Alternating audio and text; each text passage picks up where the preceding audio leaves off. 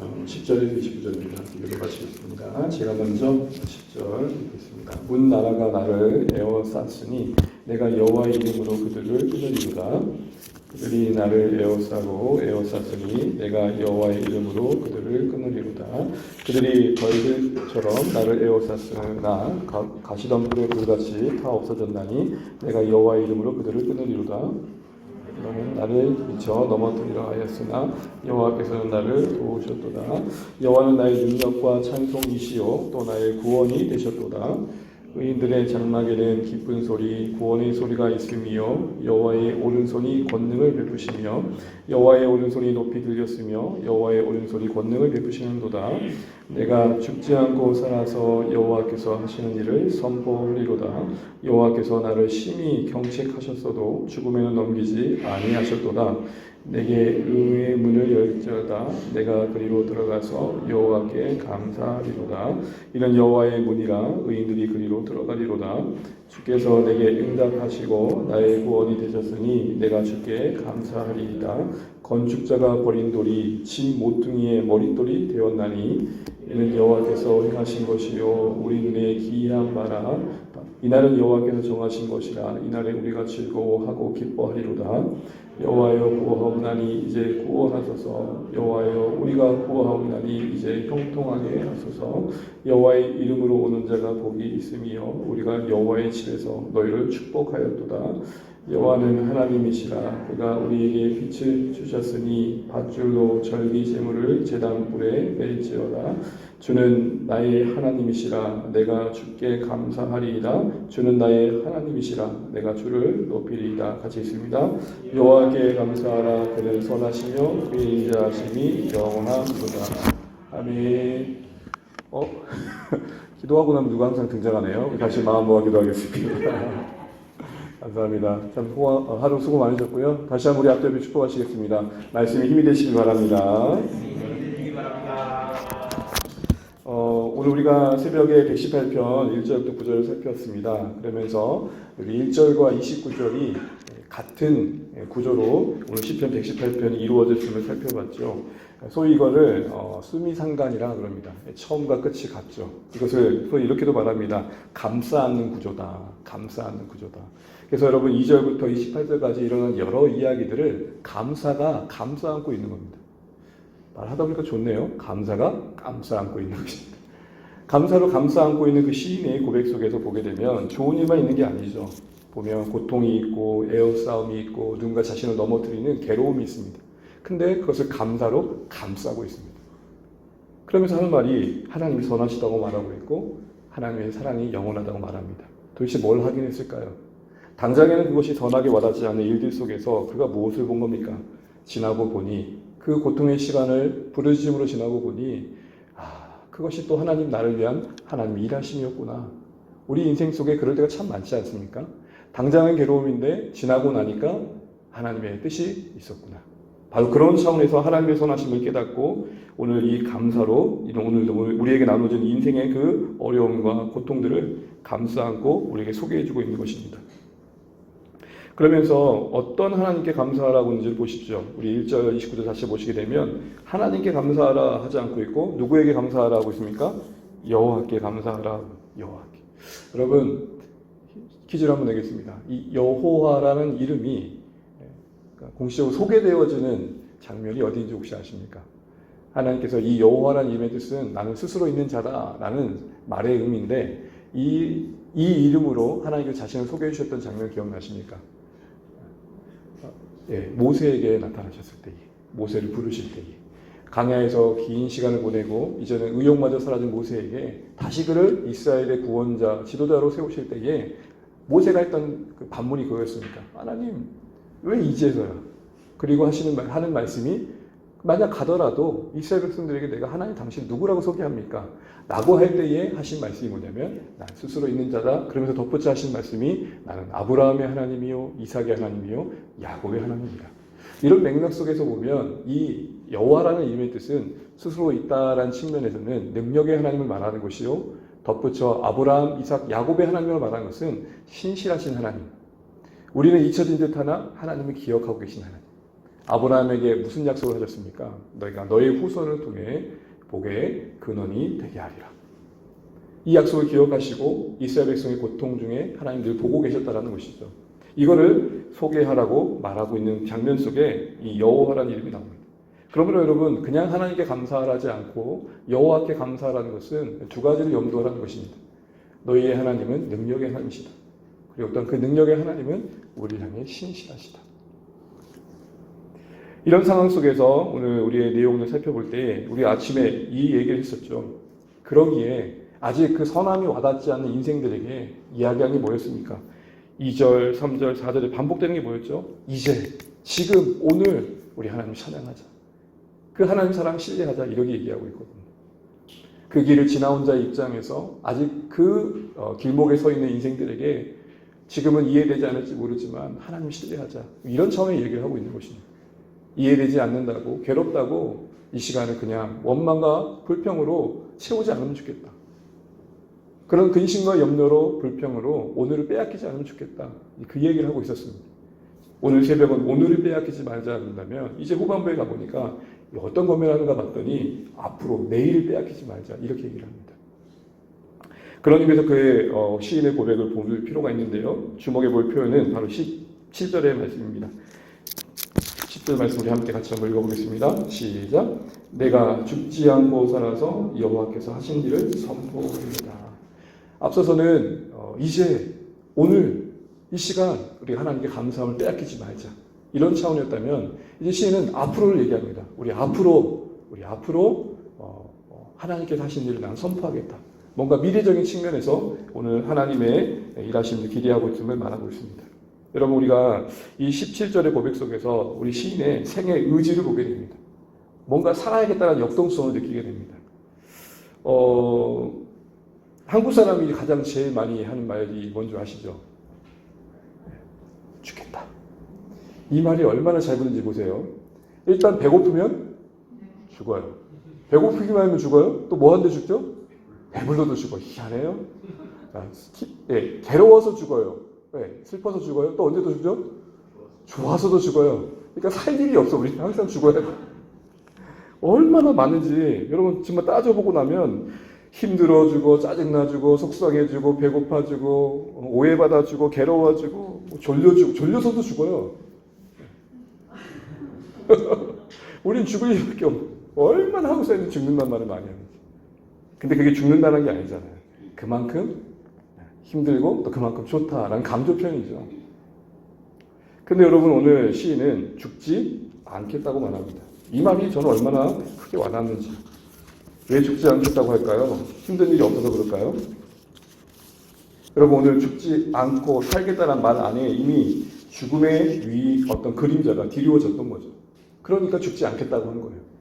죽음의 그늘이 나를 지금 지배하려고 하지만 나 거기에 지배받지 않겠어. 이 얘기를 하는 겁니다. 그럼 왜 죽지 않겠다고 했을까요? 그냥 생에 대한 막연한 집착입니까? 그냥 마지못해 내가 살아야지. 죽으면 이대로 죽은 것도 좀 그렇잖아. 뭐 이런 걸까요? 어떤 면에서 지금 이 시인은 죽지 않겠다고 말하는 걸까요? 어떤 면에서 그는 죽음을 거부하고 있는 걸까요? 죽는 것이 막연히 두렵기 때문에? 그런 건 아닌 것 같습니다. 뭔가 이 죽지 않고 살겠다라는 의지 속에 다른 근거가 있는 것들을 보게 됩니다. 그게 뭡니까? 이어진 17절 구절을 보십시오. 내가 죽지 않고 살아서 여호와께서 하실 일을 뭐예요? 선포하리로다. 지금 살아야 될 이유가 다릅니다. 살아내야겠다라는 그 뜻과 목적이 지금 하나님과 관계 속에서 정의되어지고 있는 것들을 보게 됩니다. 누군가 오늘 이 시인이 왜 죽지 않고 살겠다고 저렇게 고백하고 있는지를 묻는다면 오늘 시인은 딱 오늘 두 가지 우리에게 얘기해 주고 있습니다. 첫 번째는 하나님의 섭리입니다. 오늘 이 시인이 죽지 않고 죽음에 둘러싸이는 공포 속에서도 살겠다고 고백하고 있는 이유, 살아내겠다고 말하고 있는 이유가 하나님의 섭리라는 것입니다. 말씀드린 것처럼 여러분 위에 보시게 되면 9절 이하에 10절 이하에 보게 되면 보십시오. 10절에 나를 에워쌌고 11절에 또 에워쌌으며 12절에 나를 또 에워쌌고 심지어는 그래서 넘어뜨림을 당할 수밖에 없는 상황이에요. 근데 그런 상황 속에서 오늘 시인은 힘든 그 일들 속에서도 내가 살아내겠다 이런 얘기를 하고 있는 겁니다. 이유가 뭐죠? 하나님께서 하실 일, 하나님께서 여전히 하고 계신 일이 있다는 것을 바라보고 있습니다. 하나님의 하실 일, 하나님의 하실 일이라는 게 뭘까요? 한마디로 말하면 섭리입니다. 우리가 말하는 섭리라는 것을 이야기할 때 가장 중요한 개념 중에 하나는 하나님은 오늘 우리 인생을 향해 목적하신 바가 있다라는 것입니다. 우리가 그것을 다 알 수 없으나 하나님은 목적하신다는 것, 그리고 그 목적하신 대로 우리의 삶과 우리의 역사를 이끌어 가신다는 것입니다. 이런 하나님의 섭리 아래서 지금 오늘 시인은 자신의 인생을 바라보고 있다는 것이죠. 이 하나님의 섭리 아래서 자신의 지금 고통받는 자리도 하나님이 허락하셨고 하나님이 보내셨다라는 측면에서 이겨내고 있더라는 것입니다. 스트레스가 없던 게 아닙니다. 죽음의 공포가 그를 둘러싸고 있었지만 그런 중에도 이루실 하나님 일하심을 바라봤던 것이죠. 사랑하는 여러분, 오늘 이 시인이 버티고 있는 이유가 하나님의 섭리라는 것들을 다시 바라보시면 좋겠습니다. 하나님의 섭리가 도대체 무엇이길래 이 시인은 그 상황을 이겨내고 있는 것일까? 하나님께서 그 자신의 인생을 붙들고 계신다는 사실, 존재케 하고 계시다는 사실이 그에게 얼마나 큰 힘이 되고 있는지를 돌아보면서 사실 우리 인생의 힘은 무엇인가를 생각해 보게 됩니다. 특별히 여러분, 오늘 이 시인은 특별히 그 괴로움과 억울한 형편 속에서 이 고백을 하고 있는 것입니다. 억울하고 답답한 상황 속에서도 그 현실 속에서 살아내겠다라고 이야기하고 있는 것입니다. 이렇게 하나님께서 뭔가 하실 일이 있다라는 것, 하나님이 이 상황을 통해서도 이해가 있을 것들이 있다라는 생각들은 그를 둘러싼 상황의 고난에 대해서도 다른 관점을 갖게 하는 걸 보게 됩니다. 우리 18절 말씀 한번 읽어보겠습니다. 18절입니다. 시작. 여호와께서 나를 심히 경책하셔도 죽음에는 넘기지 아니하리로다. 두 가지를 언급합니다. 지금 하나님께서 자신을 뭐 했대요? 경책하시되 심히 경책하셨다고 말합니다. 경책의 의미가 뭡니까? 교훈하시고 훈계하셨다는 겁니다. 지금 앞의 내용들을 보게 되면 그를 에워싼 환경들, 그를 넘어뜨리는 상황들은 만만치 않은 상황들입니다. 그 안에는 억울함도 있을 것이고 괴로움도 있을 것입니다. 근데 그거를 어떻게 승화하고 있죠? 자신을 향한 하나님의 경책의 손길로 승화하고 있습니다. 우리가 살아가면서 참 억울할 때가 많잖아요. 속상할 때가 많고 따지고 들면 내 잘못이 그리 없어 보일 때가 많습니다. 그런 중에 그 모든 것들을 허락하신 하나님의 손길 아래서 하나님이 나를 향해 주시는 교훈을 찾아내고자 하는 마음을 갖는다는 게 보통 일이 아닙니다. 왜죠? 우리는 늘 뭐가 크죠? 섭섭한 게 크고 억울한 게 더 크죠. 하나님이 지금 일하고 계신다는 사실이 더 크게 와닿기보다는 오히려 그런 것들이 더 크게 여겨집니다. 그러면서 오늘 시인은 또 그렇게도 말합니다. 그렇게 그것이 경책의 손길로 여겨질 뿐만 아니라 그런 중에도 베푸신 은혜를 기억합니다. 하나님이 심히 나를 괴롭게 하는 것을 경책으로 수용할 뿐만 아니라 뭐도 감사하고 있죠? 그러나 아주 죽게는 하지 않았다. 이걸 보셔야 됩니다. 우리는 조그만 손실만 보면 손실 그 자체만 봅니다. 그런 중에도 남겨주신 것들을 보지 못할 때가 참 많습니다. 근데 언제 감사가 되죠? 그런 중에도 남겨두신 것들.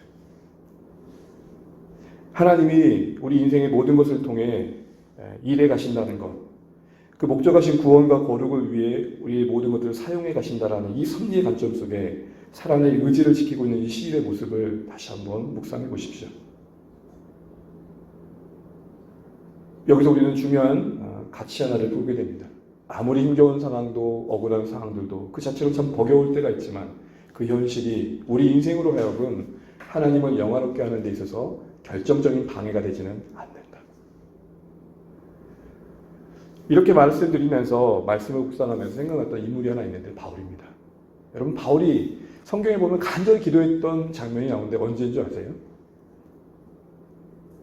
바울이 되게 간절히 기도했던 장면이 나와요. 고린도후서 12장에 나오는데요. 육체의 가시를 좀 거둬달라는 거였어요. 그게 안질인지 아니면은 여러 가지 추정이 있어요. 바울이 이제 눈에 심한 안질이 있었다는 것도 있고, 그다음에 이제 거품 물고 쓰러진 건 뭐라 그럽니까? 그거 간질. 똑같은 거네. 안질, 간질. 쌍질이 있었나? 하여튼 그렇게 힘든 몸을 갖고 있었기 때문에 사역에 방해가 되니까 하나님 다른 목적이 아니에요. 사역을 좀 제대로 해볼 수 있도록 건강을 좀 회복해라는 신경이었어요. 근데 결론은 아시죠? 뭐라고 하시죠?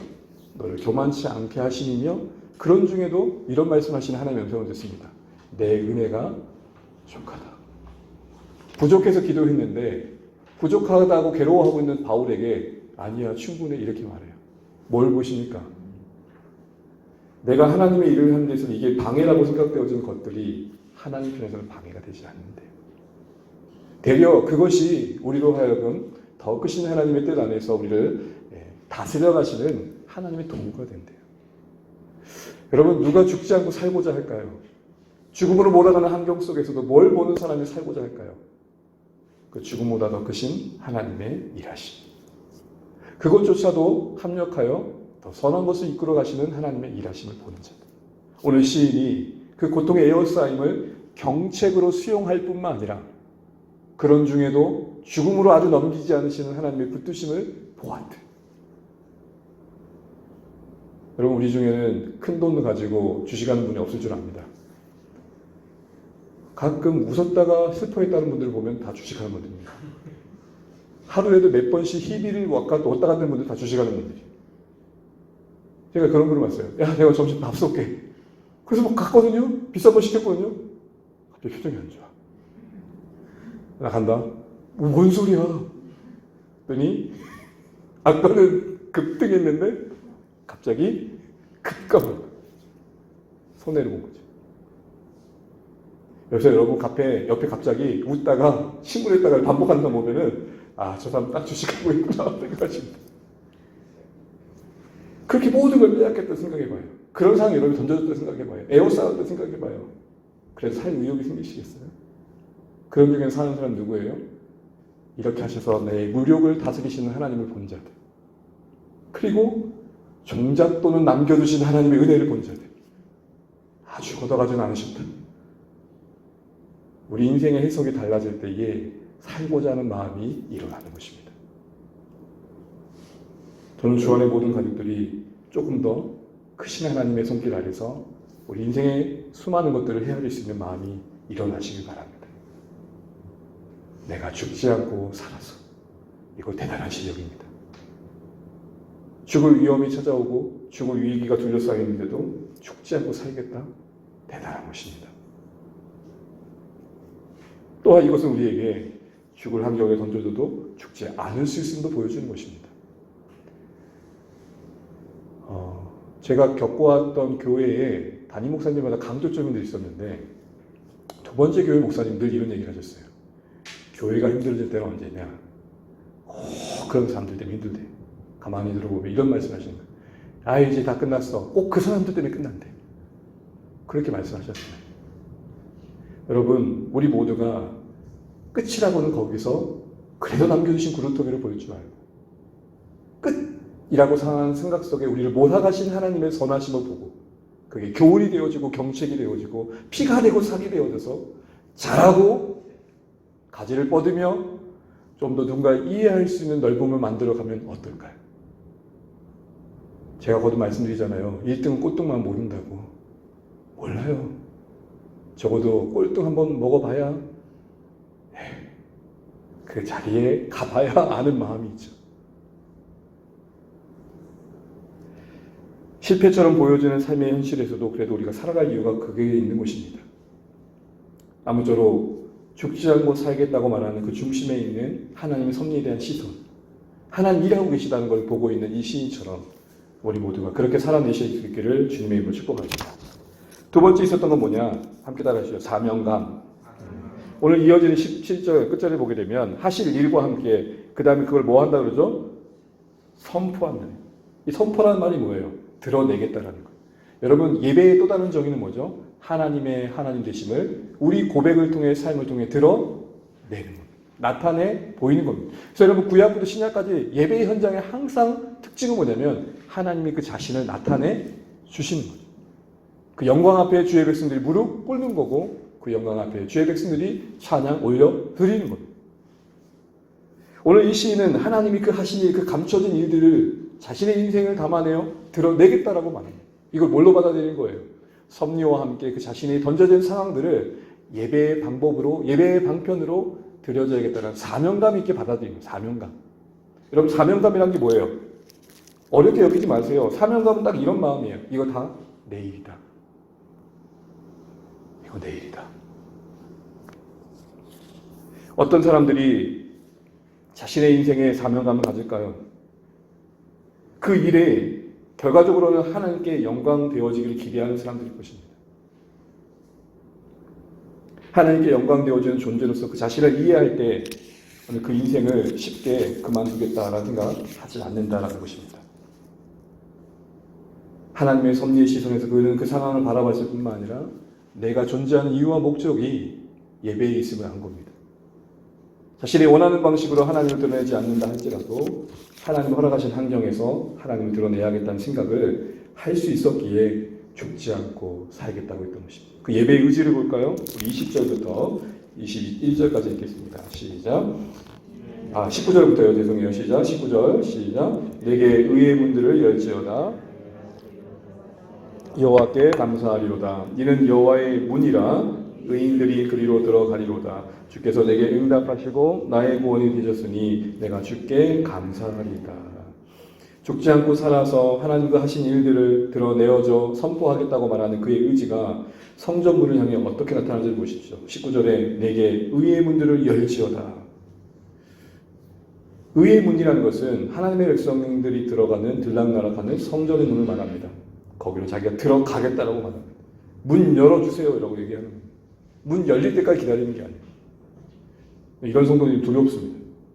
집에 있는데 문 좀 열어줘서 기도하게. 요즘 좋죠. 1208점 누르고 들어가십시오. 제가 이제 두 번째 교회 섬길 때는 사택이 있었습니다. 교회가 사택이 있었고 교회 건물 안에 있었어요. 그러니까 출근 시간 1분도 안 걸려요. 좋은 점이죠. 단점은 뭘까요? 수시로 뭐 없으면 심지어 우리 애들 속옷도 없으면 우리 하준이 하영이 속옷도 빌려가시고 수시로 이제 들락날락하고 교회 상황들 케어해야 되는 상황이 있었던 거죠. 목사님 문 좀 열어주세요. 예배당 문 좀 열어주세요. 기도하게. 그런 분들이 계시죠. 딱 그 분위기예요. 예배하자고 하는 마음에 의지가 불타올라서 성전문을 열어달라고 지금 이야기합니다. 그리고 그 하나님께 내가 나아가서 주신 그 은혜들을 선포하며 올려드리겠다. 감사하겠다. 이 얘기를 하고 있는 것입니다. 여러분, 죽지 않고 살아가고자 하는 영적 의지, 생의 의지는 어디서 나옵니까? 내 인생이 사명감 있게 여겨질 때입니다. 그냥 하루하루 흘러가는 삶이 아니라 보내셔서 허락하셔서 살고 있는 하루로 여겨질 때입니다. 사랑하는 성도 여러분, 우리의 삶이 하나님이 존재케 하셔서 하나님이 허락하셔서 존재하고 있는 인생들도 여겨주시는 우리의 삶 되시기를 주님의 이름으로 축복합니다. 우리의 인생이 사명감 있게 여겨주셔야 됩니다. 마지막으로 오늘 이 시인이 죽지 않고 살겠다고 그 생의 의지를 보이며 고백하는 이유의 결정적인 내용을 보니까 바로 놀랍게도 하나님의 일으키시는, 하나님이 일하시는 생명의 역사, 그 반전의 역사를 보고 있는 것을 보게 됩니다. 우리 22절, 23절 한번 읽겠습니다. 22절, 23절입니다. 시작. 건축자가 버린 돌이 집 모퉁이의 머릿돌이 되었나니 이는 여호와께서 행하신 것이요 우리 눈에 기이한 바로다. 아멘. 건축자가 버린 돌이 집 모퉁이의 머릿돌이 된 일을 언급하고 있고 하나님이 행하신 일이라고 말하고 있습니다. 그러면서 그걸 보고 있는 그 자신은 기이한 걸 봤다라고 이야기하는 겁니다. 이게 뭘까요? 여러분, 건축자라는 것은 건물을 짓는 전공자죠. 그가 그 돌을 버렸다는 것은 쓸모 있다는 겁니까? 쓸모 없다는 겁니까? 쓸모 없다라는 거죠. 가치 없다라는 거예요. 버려졌다라는 건 이미 이거는 불필요하다는 거예요. 그런 취급을 받고 있는 시인이었다는 거예요. 그런 취급을 받고 있는 인생이었다는 거예요. 근데 떡하니 집 모퉁이의 머릿돌로 다시 부름받아 세워지는 기이한 일을 경험했다는 거예요. 이걸 뭐라고 그러죠? 역전이라는 거예요. 근데 이 역전의 역사를 우리 예수님께서 자신의 죽으심과 부활에 접목시키세요. 그러니까 건축자의 버린 돌이 집 모퉁이의 머릿돌 된 이 놀라운 일을 자신의 십자가의 죽으심과 완전히 죽은 거기서 다시 일어난 부활과 연결시키셔서 이 말씀을 볼 때 예수님의 죽음과 거기서 부활하신 부활을 생각하게끔 하셨다는 거예요. 한 말씀만 보겠습니다. 우리 사도행전 4장 11절입니다. 이 말씀이 신약에서 어떻게 확증되고 있고 우리에게 뭘 기억하도록 돕고 있는지를 보겠습니다. 사도행전 4장입니다.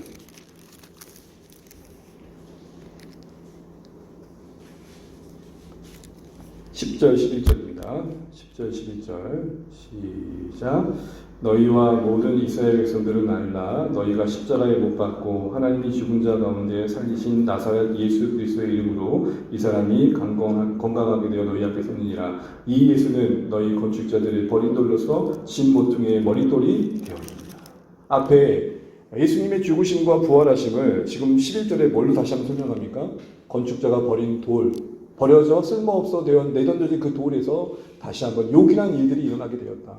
쓰임받는 돌이 된 것처럼 죽음에서 부활을 그렇게 설명하고 있습니다. 결국 오늘 본문에 다시 돌아오면 이 시인이 지금 뭘 본 겁니까? 다 끝났다 하는 그곳에 개입하신 하나님, 역전을 일으키신 하나님, 반전을 일으킨 하나님. 사랑하는 성도 여러분, 포기하지 말고 살아야 이유가 무엇입니까? 가보지 않고 끝이라고 말하지 말할 이유가 무엇입니까? 하나님이 일으키시는 반전입니다. 우리 안에는 어떤 반전이 일어날까요? 여러분, 저는 그런 경험을 합니다. 포기하고 싶다, 지친다.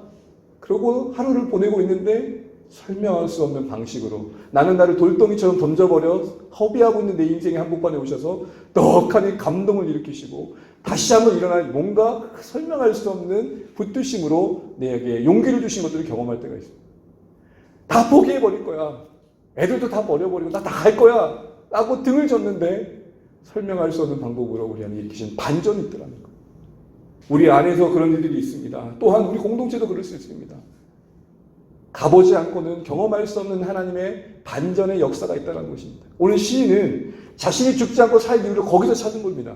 지금은 끝난 듯한 상황이지만 이 암울함이 끝이 되지 않을 것을 내가 안다.